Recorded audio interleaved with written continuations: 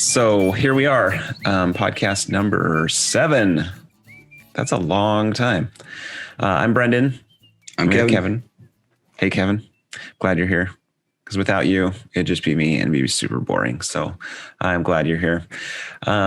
We have had a fun week.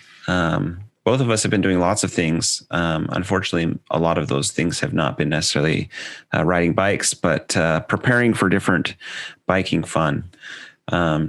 So Kevin, maybe a quick recap of a little bit of the fun you've been enjoying this past week, maybe the new addition to your family, and then I'll share a little bit about mine.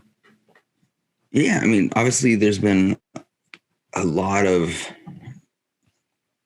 questions and a lot of traffic on our website. We're having tons of fun with that, and everybody's getting excited about that. We love your comments, so please keep on sending us those comments. That's been a huge part of our week. The other part of the week, the new addition to my family. I should have put that picture up here, but I'll keep you posted as it goes. The Loam Lander Mobile. It's a 2003 E450 ambulance. Nice. So it's going to be my camper mobile office Loam Lander Mobile. Nice. And cherry red, right? It's currently cherry red.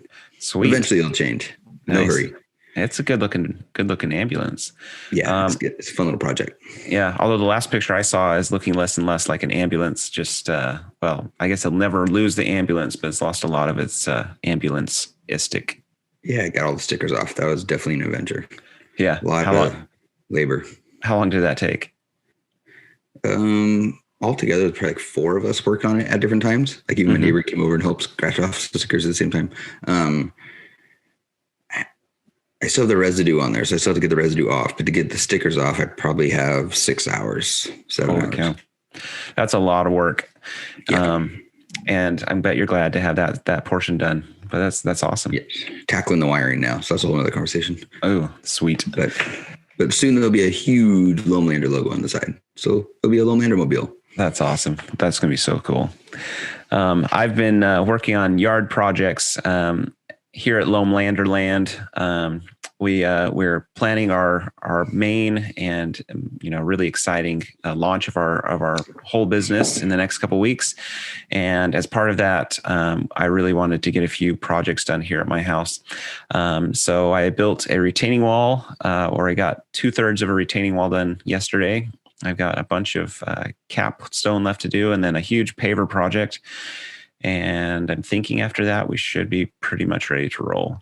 So it's coming along. And anyways, we're just really excited to see it get done. My wife especially is excited to see this project get done because it's been in the plans for a long time. But Loam Lander Land is starting to really come into shape. It's starting to look pretty good. Nice. I wish I lived closer. I would have been helping out more. Yeah. Well, there's always pavers that can be dropped later on. Yeah. It's cool. No, it's been good. Only a few small injuries. I almost stuck a nail through my finger on Friday, and yesterday got myself a nice little, finger stuck between a rock and a hard place moment, but it's all good. It's just part of the fun. Okay. So, Kevin, I thought that maybe this week what we could do is start a little bit about who we are in our mountain biking journey. I know each of us have had some, unique situations and some things that have kind of brought us to today. So I thought we'd kind of share that with our audience. And then also maybe throughout the course of our conversation, just talk about some of our favorite experiences that we've had or places we've gone as we've been out riding. But why don't you kind of kick off? Maybe share just a little bit about kind of your journey to where you're at right now. Yeah, so must have been, let me think here. My freshman year, I think, was when I got my first mountain bike. It was a Schwinn Woodlands. Didn't even have a suspension on the front. I eventually put that on there. But it took me to my background. So my background here is Fort Eby on Whidbey Island. The majority of the ride is epic like this. You're just looking at the ocean. They also have the huge trail systems actually further down, but it's just a massive area to ride. A little more cross-country oriented, but just an amazing place. You just go there and you look at that view and it just calms you down and relaxes. This was 8 miles from my house. And all our friends would hop on our bikes. We'd ride 8 miles, mountain bike all day, and ride 8 miles home. That was back in our good days in shape and young and all that good stuff. But getting on the mountain bike was kind of like the first freedom. You get on the bike and you're like, oh, yeah, I can go somewhere. I don't stay in the neighborhood. I can go to the next neighborhood quicker. And that's what the biking did for us. And so we always had a small group of friends that run around and rode and hit 40 EB. And that kind of how everything happened. Even when I got my license, I'd still rather ride my bike. So I used to ride my bike to school, even though I had a car. I had an awesome teacher who let me lock my bike up inside her room so that way it wouldn't get stolen. Yeah.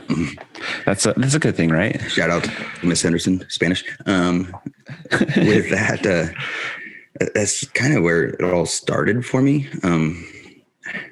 And one day I decided to enter a cross-country race at Snoqualmie Pass. Actually, it didn't start out that way. A guy I worked with and we drove out there. He's like, let's go mountain biking across Snoqualmie. I heard it's good. Yeah, sure. Sounds good. We go out there, and it happened to be a race weekend. So pretty much everything was closed. And we're like, well, let's just do the race.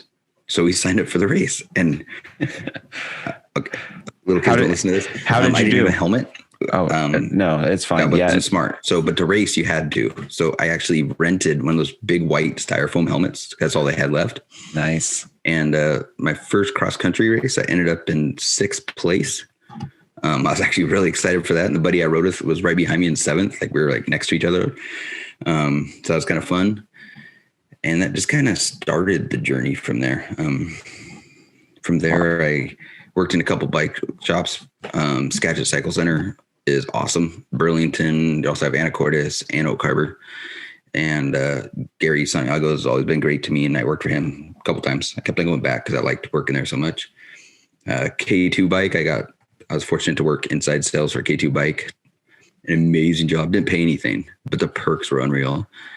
And that kind of just brought me everything to here, and there's a gap in the bike world for me. I stayed on a bike. Of course, I still pedaled as an enthusiast, but being in sales or being involved in the bike industry, I took a gap, got married, kids, and now circling back to getting back in it just because it's a passion of love. That's awesome. It's, it's amazing how many different roads our bikes have taken us on. And it's been a huge journey for you, it sounds like. So I have to ask, you're there, you're at Snoqualmie Pass. You see all these people, you say, okay, I'm going to just jump on this bike and start riding in this race. Were you nervous? No, we weren't nervous at all. We were just like, let's just do this, and he had a Ren helmet too. So he had the same dorky white styrofoam helmet. We probably got looked at a lot. But just like the crowd was cheering, and let me think, it was 2 13-mile laps, maybe. Mm-hmm. Wow. A lot of climb because it's a fire road climb up. The downhill was like down. It was almost like a downhill race. It felt like, but I had no suspension. It was brutal, but It was so much fun, and that just kind of got me into it. And even from there, and like is where we're at now, is I always liked introducing new people to cycling. Like, hey, you should go mountain biking with me. I got an extra bike. You should go mountain biking with me. I could borrow another bike, and I always try to get more people into it. And to where I'm at now, I still like to coach. I still like to help. I still like to get people involved. As for my coaching level, is like basic. I can do the basic stuff. Get them involved. From there, you can watch and learn and ride and learn yourself. But it's just kind of just the way I got everything involved. I mean, I think it comes back to my youth coaching. I mean, I've been a youth coach for over 20 years with everything from baseball and basketball and a lot of soccer. And even when I didn't have kids on the team, I was a youth coach. And so now I get to share those experiences, but into mountain biking. That's awesome. Yeah, that's super fun. And, I think next time we're all at a race event, even if we just show up on that day, we should enter it because it makes, can be one of those memories that just goes on forever. It's pretty awesome. Well, cool. My journey's a little bit different. I grew up in the Midwest in Missouri, and there's not a whole lot of mountains for us to mountain bike on. I should have turned the sound off a long time ago. Well, I don't know why I always get messages right in the middle of something. It's me. No, I'm just kidding. He's just texting away. I see how it is. Anyway, so I grew up in Missouri, and there isn't a whole lot of mountain biking going on there. There is a lot of mountain biking, but no mountains to mountain bike on. So my first real mountain bike, I guess if it was a real mountain bike, was a Schwinn Frontier, which that's a step up from the Woodlands. Was it really? I think so. It was a pretty fun bike. Honestly, it was just my full mode of transportation. It took me to the paper route. It took me to my friend's house, and that was it. I rode it a lot. I don't know how many miles I put on it. I was at my parents' house, I don't know, 2 or 3 years ago, and it was hanging up in the garage, and Cruz looked at it and he said, "That is the ugliest bike I've ever seen." And he wanted to try riding it. And he said it was the worst experience he's ever had.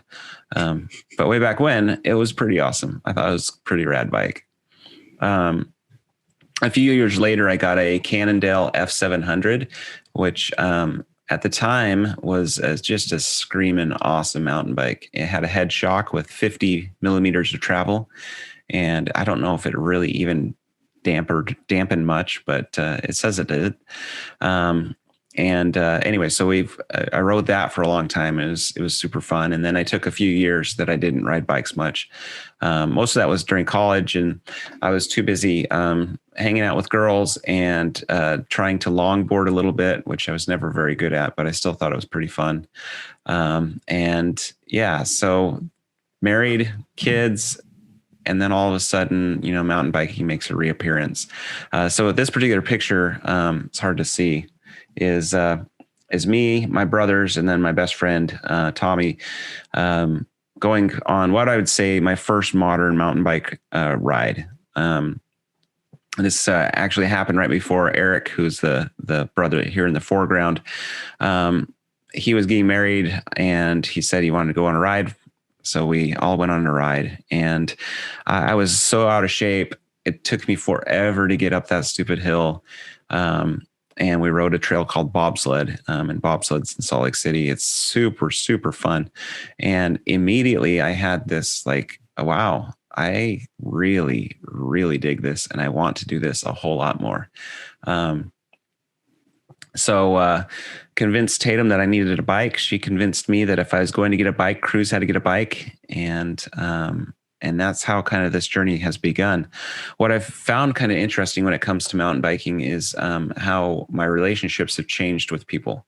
I am what most would call a very, I can be very social in certain situations, or I can be totally fine all by myself. And usually I'm pretty fine being totally quiet all by myself, just doing my own thing.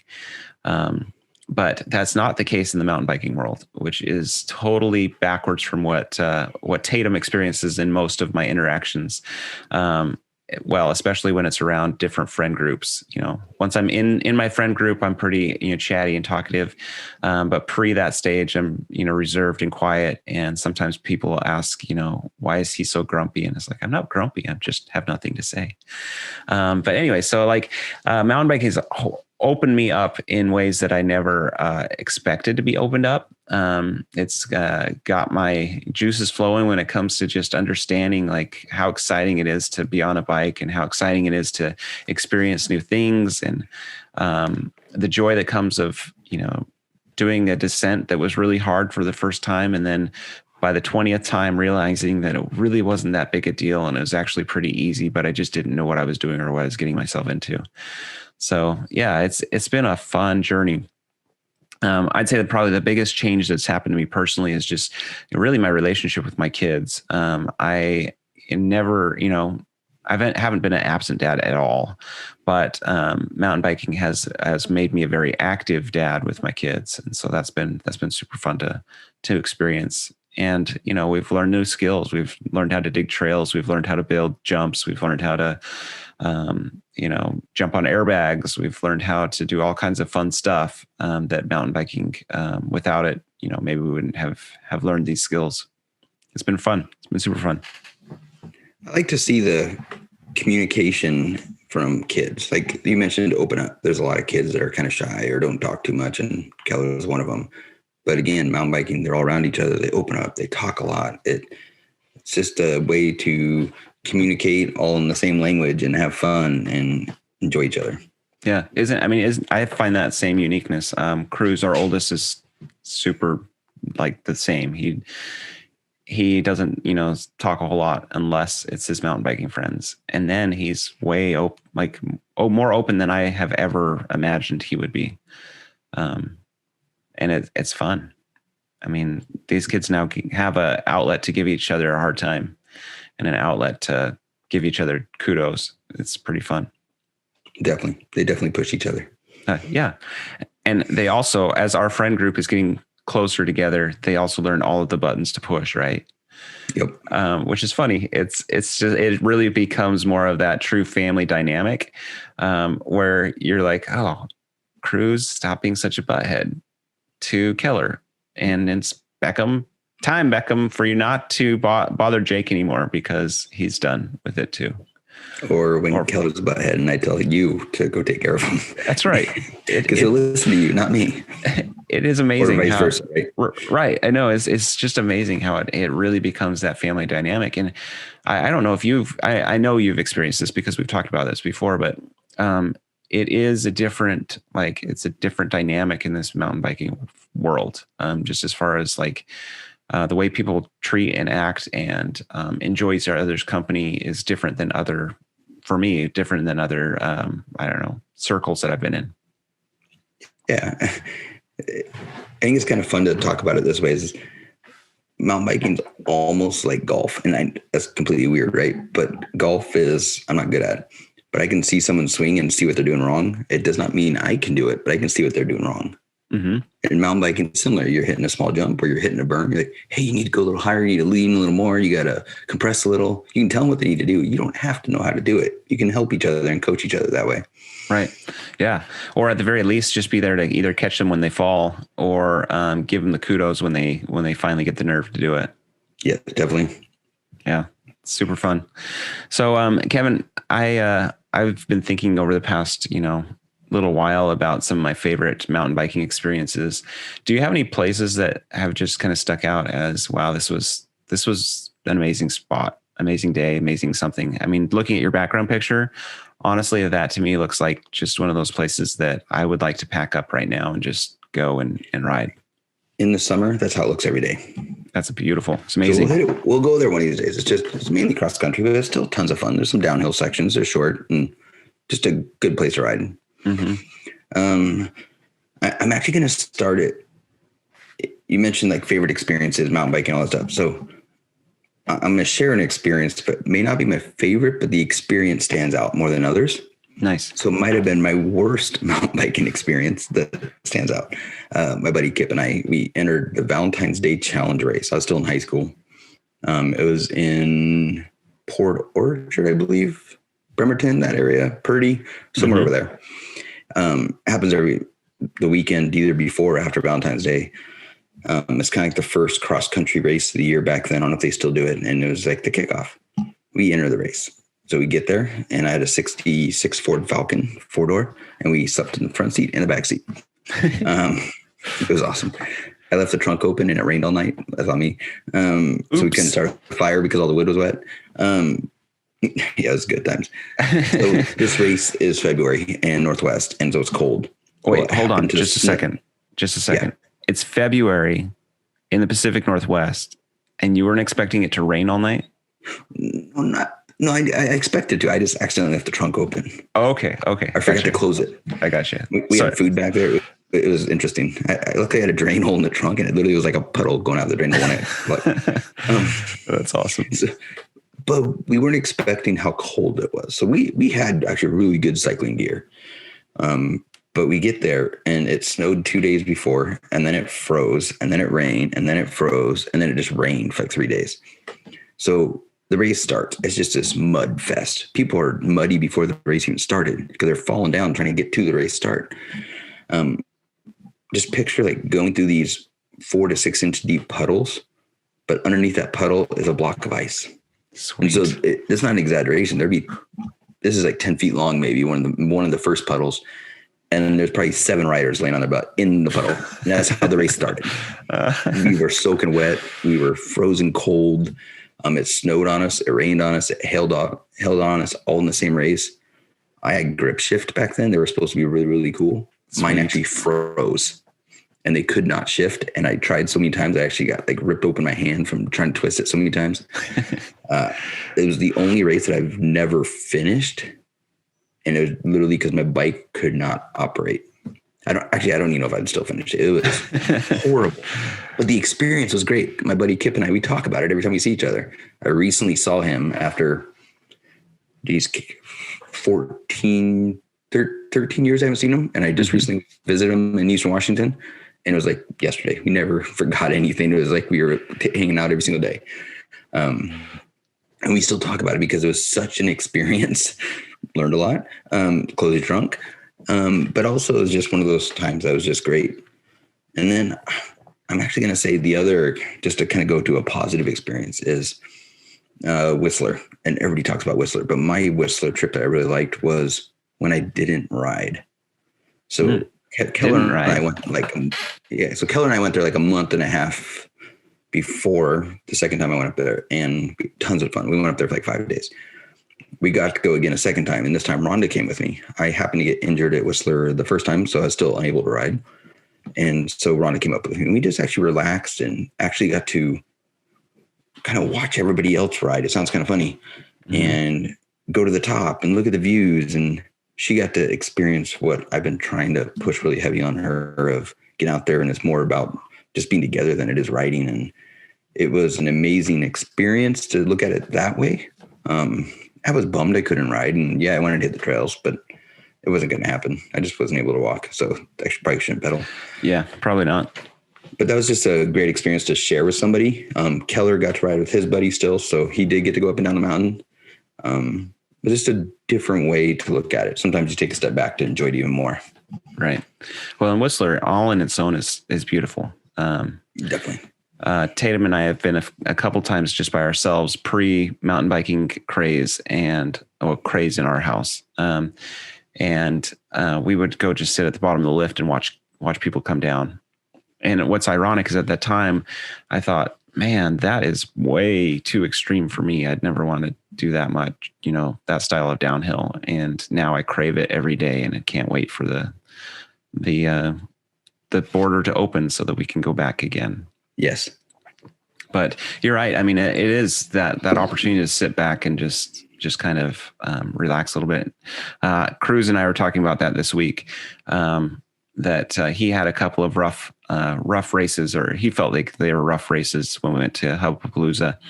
And we were talking about how sometimes you have to just step back a little bit and relax and recognize where your strengths are, recognize where your weaknesses are, and start, plucking away at those weaknesses. But the more frustrated you get, the worse usually it ends up being. You really have to, chill, and then you can move forward. When it comes to racing, I've always looked at it as I want to beat myself. Mm-hmm. Yes, you're trying to beat everybody else. But if I know I did a race, you want to race BMX. If I raced that race the best I could and I didn't get a podium or I didn't get the top 5 or whatever, as long as I know that I put my all into it, I always left in a good spot. And that's kind of how I always start races too. And it's one way for me to be less nervous in the top too. When I'm at the top, I don't get the butterflies normally, because I just kind of go into like, okay, I need to do better than I did last time I was there. I want to beat my own time. That's kind of how I look at the racings. Right. Well, the downside is for you, not for the rest of us, is now you've already hit the pinnacle of your Loam Lander career as a first place racer. And I don't know how you're going to do better. So, the way I'm doing better is I actually officially retired. So I retired on top. Oh, okay. Gotcha. I see how it works. From racing. One and done. It's it. Yeah, done. That's sweet. That's awesome. I'm out.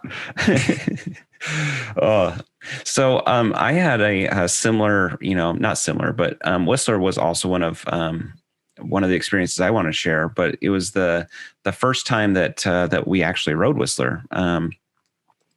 It was, let's see, about 3 years ago on a Memorial Day weekend. We had just gotten our big blue van, and I think we'd got it a week before, and we really, really, really wanted to use it. And so we packed it up, and we didn't have it built at all. We had an old convertible bed / bench seat that the previous owner had put in it, and off we went. And our goal was just kind of go up through Canada, go into Vancouver, spend a night, maybe go up to Whistler for a night, and just kind of, see the sights. We were going to bring bikes because that's what we were going to do. But yeah. Anyway, so we went up and we stayed in Vancouver the first night, rode Mount From, did the bobsled trail there. I feel like there's a theme there. If there's a trail called bobsled, you can expect us to be there. It was a really wet day, which is kind of to be expected there in that side of Vancouver. But we had a great time. And so we rode bobsled, and I was telling Tatum, I was like, we should really see what lift ticket prices are for Whistler. I'd really like to go ride it. And Cruz was like, yeah, I want to go ride it. And then for the next 4 hours, all we heard was, did you buy tickets yet? Are we going to Whistler?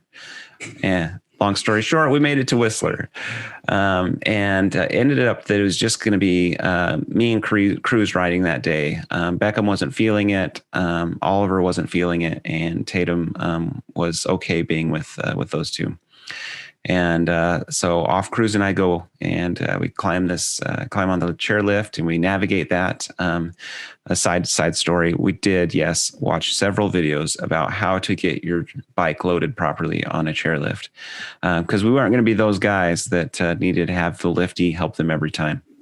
And of course, our first time up, we almost didn't get both the bikes on the lift, and we were those guys that the lifties had to give a lot of extra special attention to. But it worked out. So we get to the top or I guess the middle, and met this guy on the lift, and he said, why don't you take C-line for your first route, or crank it up as they call it. And instantly there was a smile on our faces, and we were just in heaven. And it was just an amazing experience. And I remember very clearly all of those, turns and those jumps that I couldn't hit at all, but just how it felt to just feel like you're flowing so smoothly through these well-built trails. And it was a day that I think I'll always remember as just both an experience that I could spend with Cruz, but then also that 12-year-old coming out in me and just really enjoying a good day of riding. It was just so fun. I've had, many of those style of experiences, just those memory moments over the past several years. We've had them with friends. We talked about Milepost 35 in the past, but that was a super fun day that we spent last year together. We've had them, just as a family. I've had them just as myself. I've even had them with my cross country team that I'm helping to coach this season. Where you just have those moments of clarity where you're just there to either be an assistant or to cheer people on, or to yourself be cheered on, so you can actually do the things that you don't really want to do, but you kind of want to do them. So anyways, it's just kind of a brief little, synopsis of some of the different experiences I've had over the past several years. But yeah, it's just fun. So anyways, I know this podcast is probably a little shorter than our previous ones, but they're going to come and go. Some are going to be long, some will be short. But yeah, this is just kind of a brief intro to our journey so far. We've got a lot of cool stuff coming up. We're going to talk about some of our industry partners on our next podcast. And we're also going to talk about some of the up and coming bags that are going to be delivered in the next few weeks. But Kevin, I had fun. I'm glad that we could get to know each other a little bit better. I think some of these stories that I heard from you, I've never heard. And I'm going to be now more apt to just join a race on a whim. I highly recommend it. The stress level is gone. And it's just fun to share to all our listeners and viewers who Loam Lander is. We're not just two guys making airbags. There's a story behind us, why we got here, the journey to get here, and just two passionate people. Yeah. Sorry for the head twist. No, that's good. Well, My son was there. I shouldn't talk. Damn it. You're fine. You're fine. Well, till the next one. Thanks for listening, and Loam Lander out. Enjoy.